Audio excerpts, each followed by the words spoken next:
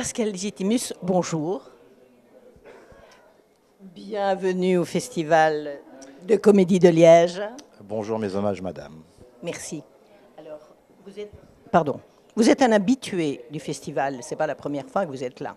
On peut dire que je suis un habitué à partir du moment où je suis venu plusieurs fois. Je suis venu à Liège plusieurs fois pour jouer au Forum, avec mes camarades les Inconnus, avec Mathilde Amet, avec Michel Bernier, avec 2 pièces de théâtre, avec mon seul en scène. Et pour la 3e fois au Festival de Comédie de Liège. Et l'année dernière, je devais être, paraît-il, je suppute, président. Et hélas, à cause du bip, je ne pouvais, voilà. Et ça a été le cas de tout le monde. Mais évidemment, donc il y a une frustration et ils m'ont gentiment réitéré on va dire, la demande, l'invitation pour que je vienne faire une petite conférence pour parler de ma carrière et de transmettre à des personnes qui pourraient me poser des questions. Eh bien, je vous pose justement des questions à propos de votre carrière. Alors, l'immense succès des Inconnus, j'ai lu que vous allez remettre cela, un autre film qui va reprendre un peu avec les Inconnus. Mes informations sont correctes? Je ne peux pas en dire plus. Dans la question, il y a une partie de la réponse. Effectivement, on a un projet. Voilà, c'est tout ce que je peux dire pour l'instant, qui est à l'état embryonnaire. Ah oui, d'accord. Voilà. On n'en parle pas encore. Après, les réseaux vont s'affoler pour rien. Donc voilà, c'est juste une première étape. Il y a 3 petits points. Là, c'est le premier point des 3 petits points. Eh bien, on va se contenter de cela pour le moment. Oui, je suis désolé.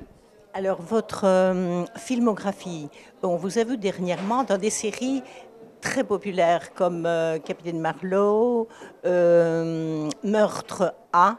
À Marie-Galante, tout à fait. Effectivement, depuis quelques temps, on m'a invité, on m'a proposé de participer à des séries télé ou des unitaires. Et ça m'a beaucoup plu. Et là, je vais plutôt faire un peu plus de cinéma. Voilà. Donc j'alterne en fonction des propositions. Voilà. J'ai lu aussi que le théâtre est aussi votre actualité. Parlez-nous un petit peu de le titre, c'est Regard croisé sur l'autre. Ah oui, non, ça c'est... En fait, j'ai fait un documentaire sur ma grand-mère, Darling Légitimus, il y a quelques années. Et on m'a demandé de ressortir ce documentaire parce qu'il y a eu un prix d'interprétation à Paris, actuellement, qui portera le nom de ma grand-mère, Darling Légitimus, voilà, pour la meilleure actrice.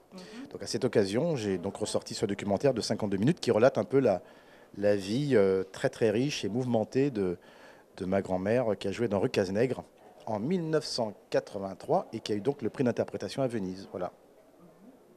Alors un autre projet, peut-être que vous pouvez nous en parler de celui-là, c'est un film qui parlerait des erreurs médicales.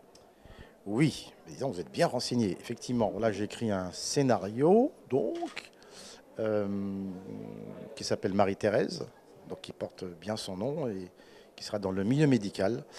Mais bon, voilà, je suis à la version numéro 2 et j'espère tourner l'année prochaine, tout simplement. Voilà, c'est une comédie amère, mais enfin, voilà, je pense qu'on va rire un petit peu, mais en même temps, il y a des choses qui seront dites parce qu'on a besoin d'appuyer un peu là où ça fait mal pour transmettre des choses. À propos du sujet médical, vous avez dit que vous étiez contre la 3e dose de ce... Non, vous n'avez pas dit ça. Je suis mal informée alors. Vous êtes très... En fait, le journaliste qui m'a interviewé a transformé mes propos. Je ne peux pas prendre de 3e dose parce que j'en ai qu'une. J'ai qu'une dose. Donc c'est le vaccin Moderna. Donc il n'y a pas 3 doses. Donc déjà c'est faux. Et ensuite il y a eu une petite phrase comme quoi j'avais dit que je donnais Matroniano aux petits Africains. Ce qui est faux. La vraie phrase c'est j'étais étonné que les Africains n'aient pas des vaccins comme nous et qui manquaient de vaccins justement parce que nous on était gâtés. Et c'est juste simplement. Donc après c'est le rédacteur en chef de ce journal qui, pour faire du buzz, a pris une phrase, une autre, et puis ça, effectivement, ça fait un petit peu le tour. Ça a énervé quelques personnes, mais tout est faux.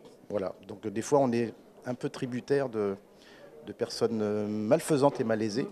Donc maintenant, j'évite de parler de ma vie privée, parce qu'à un moment donné, ça ne regarde que moi. Malhonnêteté journalistique, on va dire. Ah oui, parce qu'aujourd'hui, maintenant, ce qui est important, on ne parle plus de votre métier, on parle plus de votre vie privée. Donc que je sois vacciné ou pas, moi, tout le monde s'en fout. Je suis vacciné. C'est votre problème. Bien sûr, je suis vacciné, mais après, voilà, j'en dirai pas plus parce que c'est pas intéressant. Et vous avez aussi dit, je ne sais pas si c'est vrai ou pas, ou si ça a été mal interprété par les journalistes, que même dans le milieu artistique, il y a du racisme. Vous n'avez pas eu un rôle à cause... Il m'est arrivé quelques fois en 40 ans de rencontrer des gens qui ne voulaient pas me prendre parce que j'étais trop typé, trop noir, pas assez, trop frisé, trop clair, et ainsi de suite. En fait, je ne suis pas une couleur, mais un acteur. Alors, évidemment, je ne suis pas à plaindre parce que je travaille beaucoup, mais je pense à tous mes petits camarades qui démarrent, qui ont une peau à forte pigmentation. Vous remarquerez que dans le panel des médias français, il n'y a pas beaucoup d'acteurs qui représentent la société française. Asiatiques, handicapés, aveugles, etc., etc. Donc, c'est ça le problème. On appelle ça le wokisme maintenant. C'est une mode, mais qu'une mode qui a été devancée par les Américains et puis surtout les Anglais. Ils représentent dans leurs films, dans leurs téléfilms, la société, tout simplement. Ils n'ont pas peur de montrer ce qui existe. En France, on est un petit peu frileux là-dessus. Voilà, c'est tout. C'est un constat que je fais, tout simplement. Hein. Vous savez, c'est un peu la même chose dans le milieu littéraire. Le dernier prix littéraire par un Sénégalais, je ne sais pas si vous avez entendu, eh bien, on discute de sa couleur plutôt que de la valeur littéraire. Bah, les gens qui pensent comme ça ne sont pas très intelligents, parce que comment peut-on reprocher à quelqu'un ce qu'il n'a pas choisi d'être ? Alors, un dernier regard sur votre belle et longue carrière artistique. Un regard, c'est-à-dire un regard. Un regard. Un regard. Allez-y, dites-nous tout. Je suis encore content d'être là, c'est-à-dire que ça fait 45 ans que je travaille et je m'étonne encore d'être là, voilà, de travailler, de faire plein de choses, de transmettre et de mettre en transe. Voilà. Et moi, je vous dis, nous sommes contents que vous soyez là, à Liège, pour cette 6e édition du Festival de comédie. C'est gentil, merci, parce que j'aime beaucoup les Belges, parce qu'ils sont bienfaisants, ils ont le sens de l'humour, ils ne se prennent pas au sérieux.